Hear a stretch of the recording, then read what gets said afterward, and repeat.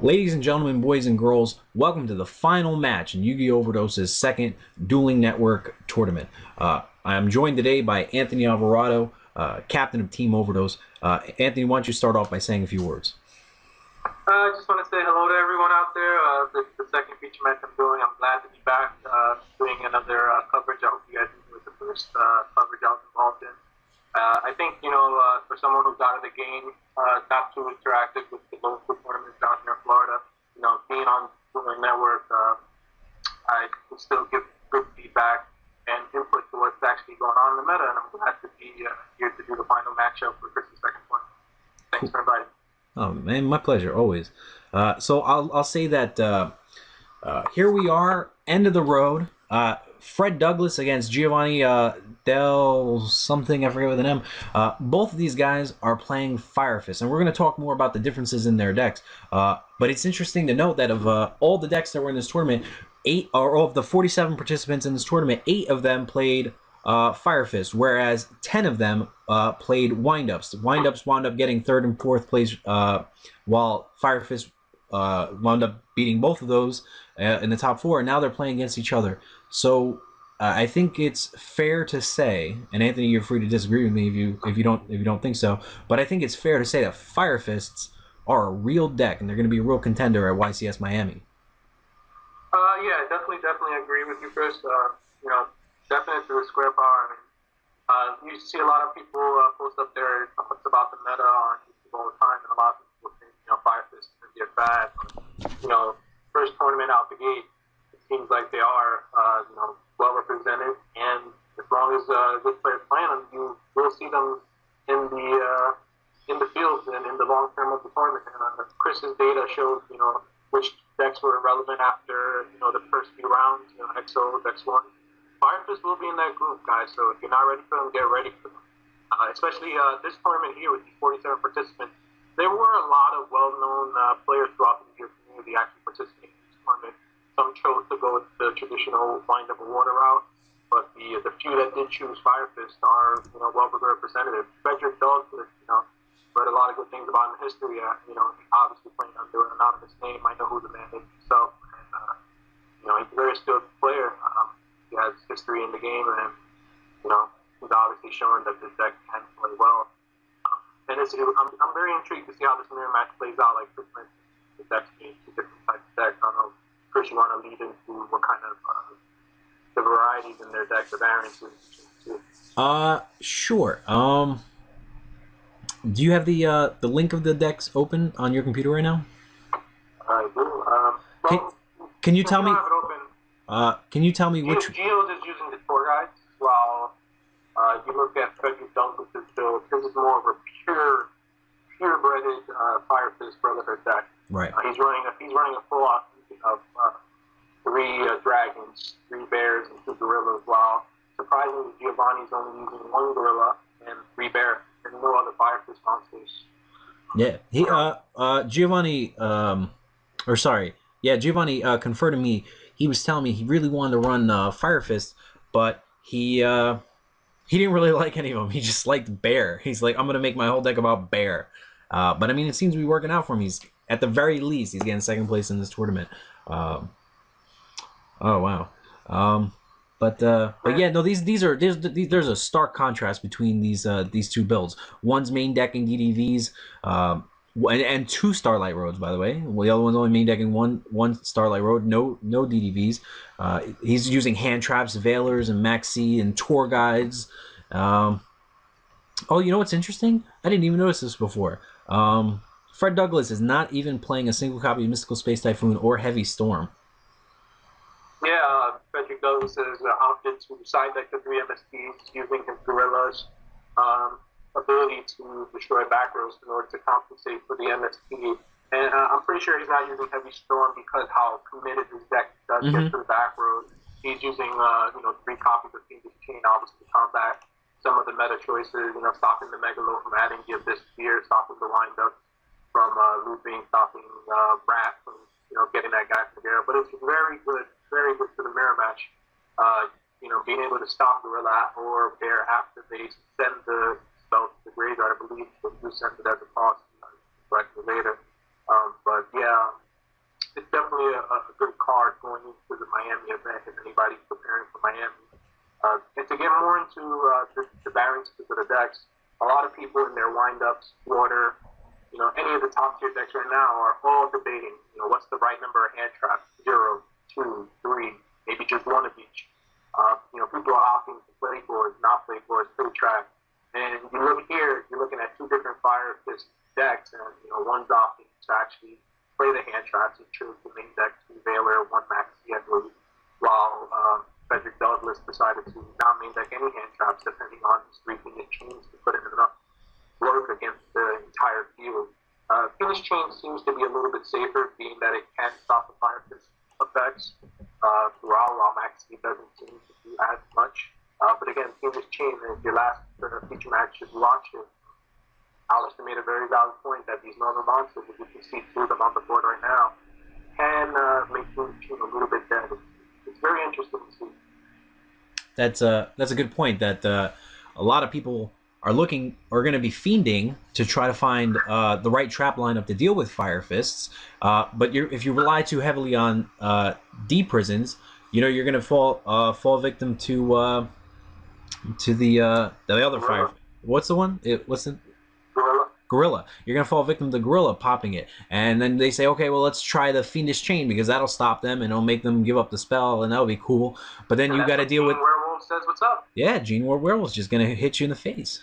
And then, you lose games just because of that, because you have a Fiendish Chain that you cannot even activate on it. I mean, I remember plenty of times in past tournaments playing against Dino Rabbit and them summoning Sabersauruses and swinging, and it wasn't a good feeling to have Phoenix Chains down that you were hoping to stop four guys, and all of a sudden they're just beating you down with normal monsters. Right. In this deck, it's just hard to look at. There are times where, there goes Cowboy when the game wins. Giovanni, it's pretty interesting to have, if you're not safe at a low life point count with level 4s around because of cards like Cowboy and Corn, Black Chip Corn. Those 2 cards can end games. You don't want to go under 1,000, especially against decks that can spam level 4s the way the Fire Fist deck can. I'm looking at the Watchers chat right now. Douglas. Wait, I just had it. I think Douglas said he had a bunch of monsters. Oh yeah, he messaged someone all monsters. See, that's the thing. Like, you're looking at both deck builds. Well, later on, everybody should have access to both lists. And Douglas's does have the type of hands that can end up with too many monsters, like dragons and extra gorillas. And Giovanni's it's like you're looking at a rabbit deck list where he has the rabbit engine, the Torgat engine, and guess what? I'm going to throw in, instead of having two Reapers like some traditional rabbit decks out there with Dirac Guayabas, I have these Fire Fist monsters. Instead of having Guayabas, you're looking at tanks. Instead of having 2 Reapers and Thunder Kings, you're looking at the 4 Fire Fist monsters. The slots fill up themselves, and if he's opting to go, instead of Lagia, Dolka, he's looking at these Fire Fist cards to generate much advantage.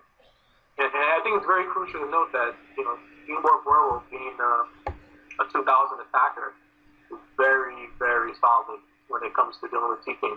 I believe the other top 4 matchup, Game 2, the opponent opened up with a Thunder King and returned with no back rows, and Geo simply summoned. And it's similar, as we're watching right here, there's similar to summoning a Teamwork Werewolf swinging at 1900. They could have been Thunder King's face on that Voice Raider, possibly the same situation going on. It looks like he's going to be reluctant to attack, knowing that all these attack modifiers could get the back row. So. That's right. Just a quick, let's take a quick glance before too many cards get revealed at Giovanni's and Frederick's side decks. What do you think's coming in? I'm looking at Frederick's right now. I see Prisons. That's about it. And Typhoons. Yeah, I definitely think the Typhoons are coming in. Soul Takers, Prisons. And he might actually be inclined to side deck in the Mind Crush. So many cards get added quickly to the hand, and everything's visible. So a potential card he could be bringing in is that Mind Crush.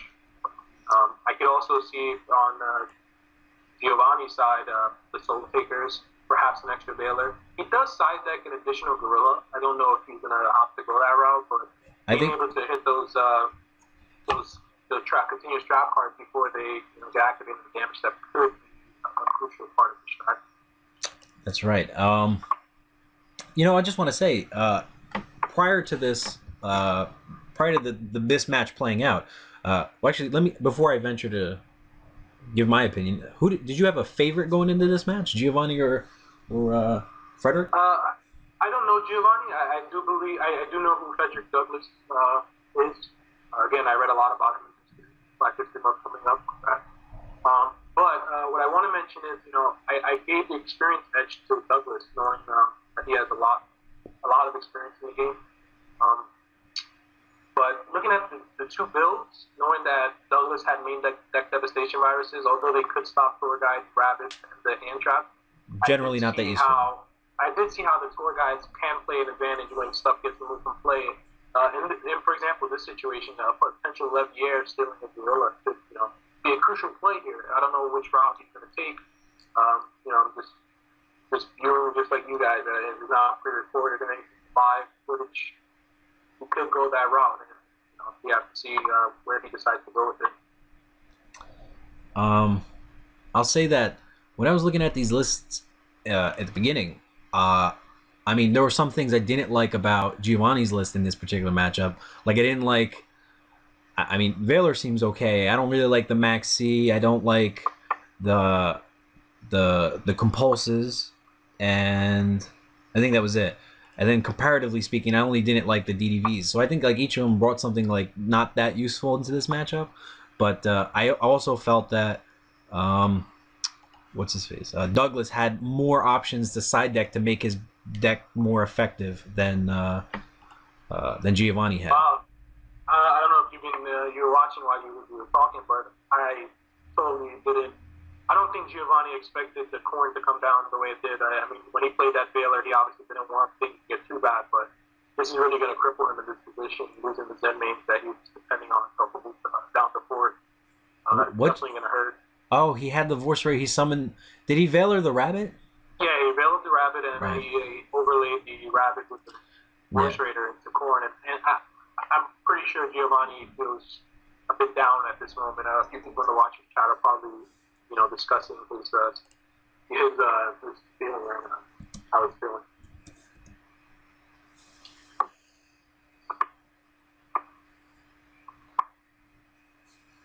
Man. Looking at both these deck lists, again, I would like anytime I make a deck, I like to put staples in, and then for me, unless the deck is team based and doesn't require Tour Guide, I like to put it in. But looking at Giovanni's list, I don't have too many arguments on some of his choices.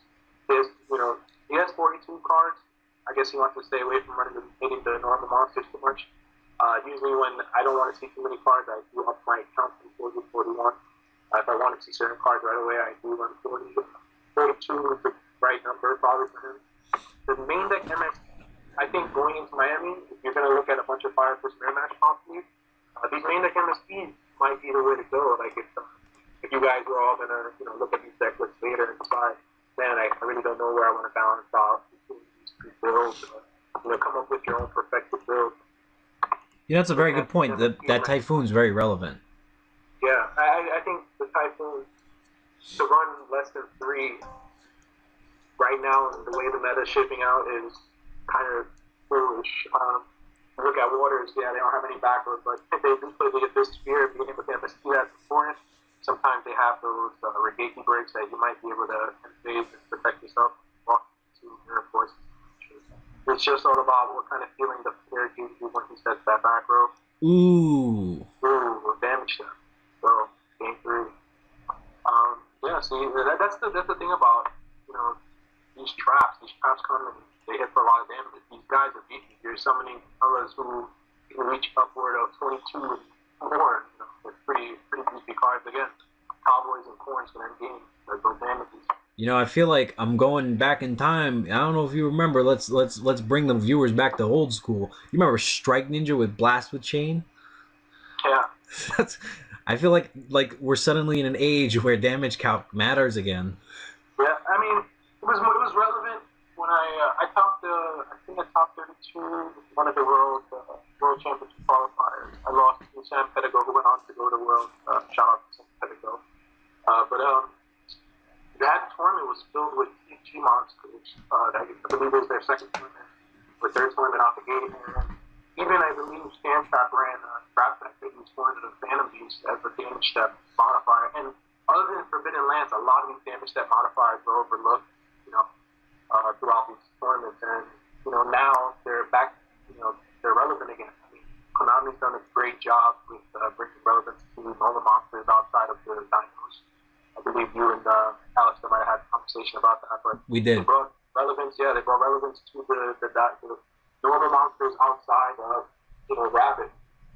You have the Wild monster. You have now the Force Raider combination. A lot of this also did inspire, or it was inspired by OCP. A lot of the Force Raider type of decks, but again, it's just another pat on the back for Konami who's developing such a diverse meta. We didn't have this a few years ago. When I was playing in Sean Reeves' basement with Chris, Jerry, Lang, Brian, I mean, we were playing literally the same deck with 2 or 3 cards different. You had 37 staples.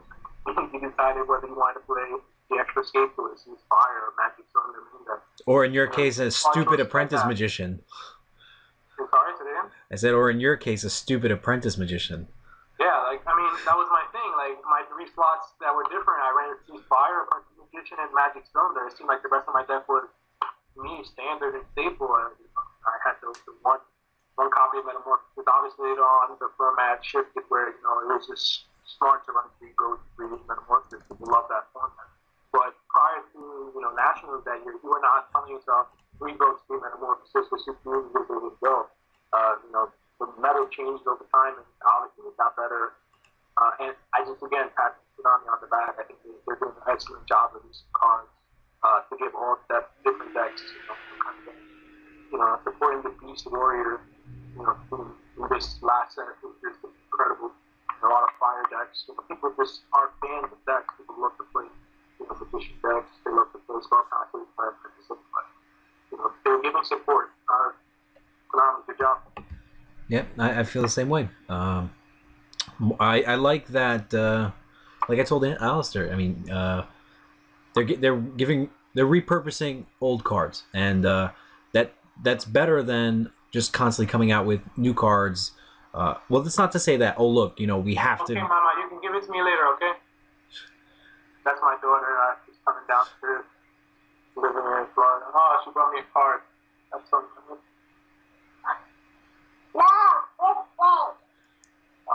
You want to say hi to everybody? Say hi. So cute. Say hi to Chris. Hi. Hey. Yeah, everybody. For those who don't know, outside of Yu-Gi-Oh, I have my own personal life. I have my family down living in Florida. My wife and daughter.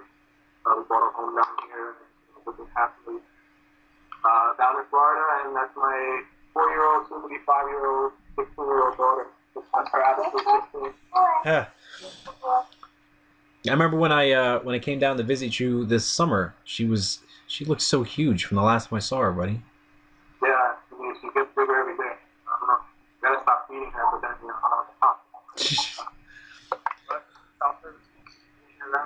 Listen, when you get a chance, when you put her down, or not when you put her down, but no, I mean I'm back. No, I meant like just fix your mic. Oh yeah, I moved it a little bit so that she could stay hot. Anyway, back to the coverage here. It looks like Giovanni's digging into his extra deck. I mean, the game could go either way still. Despite Giovanni looking like he has the huge advantage, it just takes one of those tensions to activate him. You can jump right back in the game by just having a double summon. I believe the tension being able to double summon. Giovanni decided to only run 2 of them. Again, his deck is less monster clear. You look at the count, it's 16 to 18, but Giovanni's rabbits pull out 2 guys. 4 guys when he pulls out a guy. 3 of them are hand traps, so his deck pulls out really fast.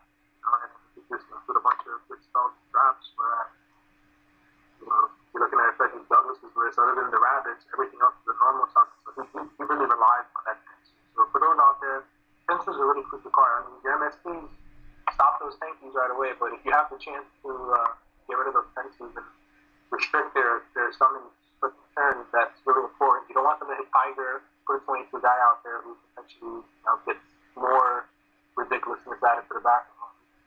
That works. Like, yeah. I don't know, it's just pretty crazy.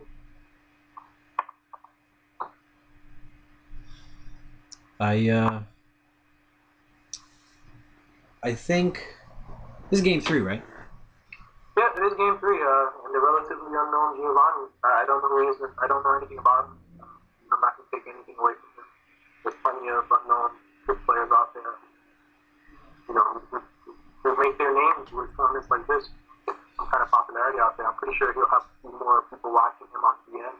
You know what's what's up? You get those people who follow for Winston on DN and stuff like that. Yeah. What's really funny about this is I'm pretty sure Giovanni was the last person to sign up. I think he made a decision to enter this morning, and I had let signups go through the night because a lot of people, their Yu-Gi-Oh players always wait till the last minute, and I was just like, okay, I'm fine with more people playing. It just makes more money for everybody, so he decided to join. I think he was the last one to sign up, and I think he's not regretting that decision at all. Yeah, he's going to end up with a nice tournament, with a good victory if it turns out to be this way. That in-hand Baylor definitely pretty. You can see, I'm pretty sure he started out the Max D. Kept those Baylors in. I'm looking at his list. He probably brought in the third Baylor over the Max D. He does side like a third Baylor.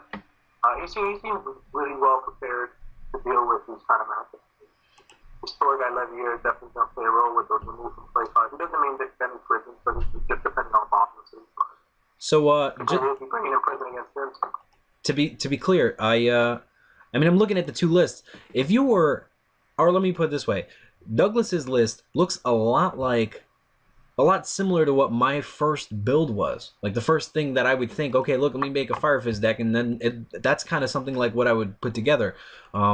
Whereas Giovanni's list looks like something that he's been playing with for a while, and like he's like he likes certain tech cards, or he likes certain ratio. Like it seems like he's more comfortable with his deck. I believe he's made tweaks. I mean, Douglas, I'm pretty sure, has worked with a group of players who put this list together. A few of the people, who else? The other person who topped, possibly running something very similar. A few of the other deck lists I've seen, who definitely play to, be team-oriented and come up with one solid build. The decks performed really well. Douglas only had one loss throughout the day. His loss coming to Stephon Diesel. I don't know the future match. I definitely caught a watch on that. That was a very good matchup.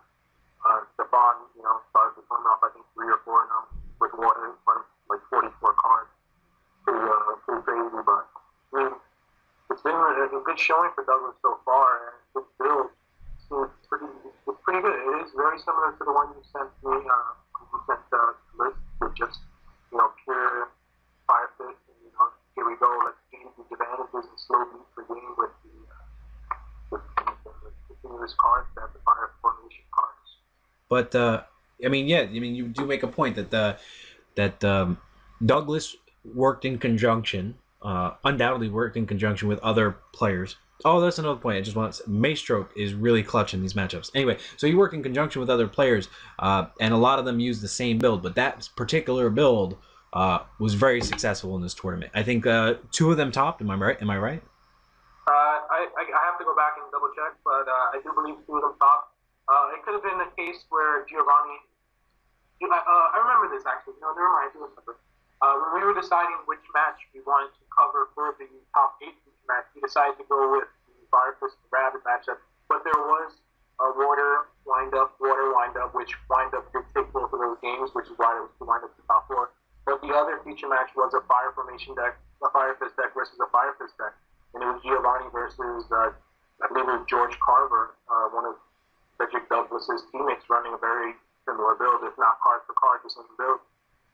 And Giovanni was the winner in that one, so if you wanted to take a history towards this matchup before it started, you could say that Giovanni was definitely in the there is again the fire formation. Henson just ending the game with damage stuff. Congratulations to Giovanni. Douglas obviously didn't want to stick around to congratulate him or anything. It's okay. Yeah, I guess that's what it is. The Dragon is too slow. Everybody, there you go. You want to make the comment. You only need 4 fire fist monsters clearly to win the tournament. So for all of you out there, only invest in 1 dragon, one gorilla, 3 bear, and you're good to go. That's it. That's exactly what he told me before he ever long before he was in sights of the championship. He said Dragon's too slow. And like I said, it just seems like he's played with this deck. And I'm not saying that he's stumbled upon the optimal build or whatever, but whatever it is, I'm sure he's comfortable with it. It definitely worked for him. Congratulations to Giovanni for winning Yu-Gi-Oh! Overdose's second online Dueling Network tournament. Thanks for having me on, Chris. I definitely would love to be back on soon, hopefully within the week.